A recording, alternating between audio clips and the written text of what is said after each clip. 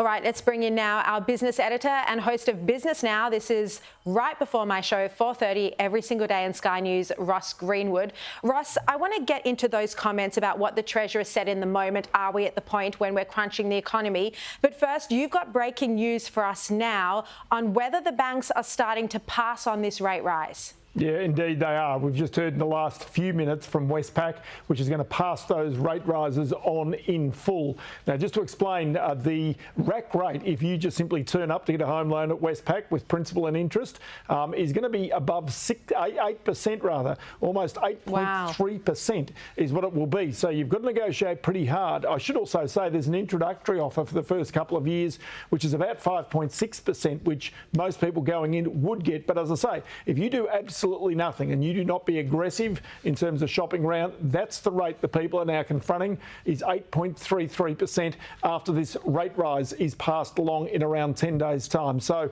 you know, this is the type of pain that's come, because a typical family these days, $750,000 mortgage, all of these rate rises, the 12 rate rises you talked about, and now accumulate to around $23,000 in extra payments those people are having to make after tax money that they're having to come up with simply to keep up with their mortgage, let alone their electricity bill, their grocery bill, every other bill that's going up at the same time. And that's really where it's starting to hurt many Australian families. Massive. And at the same time, we've got higher bracket creep than ever.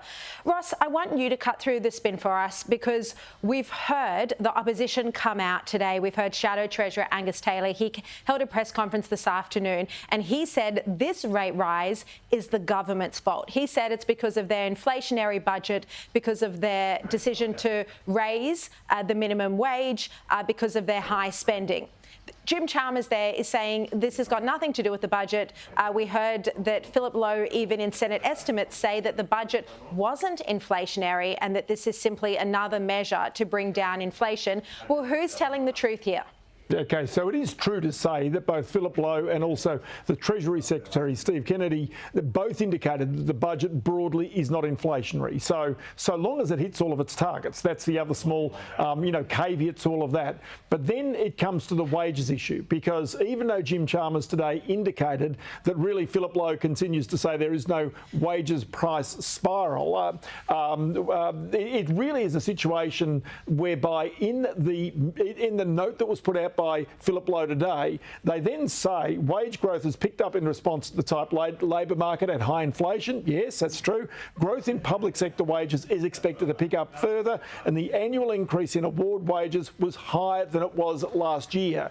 In other words, that went into the thinking of the Reserve Bank in raising interest rates again. They were spooked by what they saw last week. They were spooked by the monthly inflation rate that came in at 6.9%, which went up, it didn't go down. And so they're really concerned that now inflation is starting to get out into Australia's economy, not just in wages, but also in the services sector, because that's where it's very difficult to dislodge it. Remember, this is the same Reserve Bank that said 2 months ago, we're going to keep these rates on hold because we don't think they've got much further to go. Well, now they've gone bang, bang in 2 consecutive months, because they're seeing something in inflation that is more sticky than they would like. And that's the reason why these rates are rising right now. And that's what's so concerning if we do get entrenched inflation around the 5 to 6% level. I mean, you know, it would be good if it even came down to 5%. At the moment, it's still at 6.8%.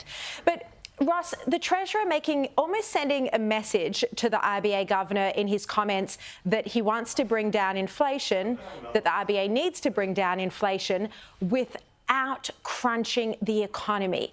Are you worried that the RBA can't walk that fine line and that we might get to a point when, you know, our economy just does slow too much in the second half of this year?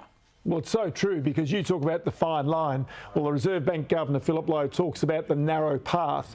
Well, the reality is, as these rates rise, that path is not only narrow, but it's becoming very slippery. And as a result, the odds of a recession are now starting to rise in Australia. It was always expected that Australia's economy would cool in the second half of this year, but it would not go into recession because it wouldn't really fall that far. The problem is, as these rate rises keep on going, and likely will continue, then the harder landing for Australia's economy becomes a reality. And you can see that even in the bond markets that are now pricing in short-term interest rates higher than long-term interest rates. That's one small signal. The Australian Industry Group today said that the odds of a recession in Australia right now are shortening. Now, this is not to alarm people. This is just the pure reality of what happens when you have inflation really out of control in your economy, and the Reserve Bank has to keep raising rates, even at a time when our economy is softening. And that's where the danger for the outlook for Australia's economy becomes. And also, therefore, clearly, there are some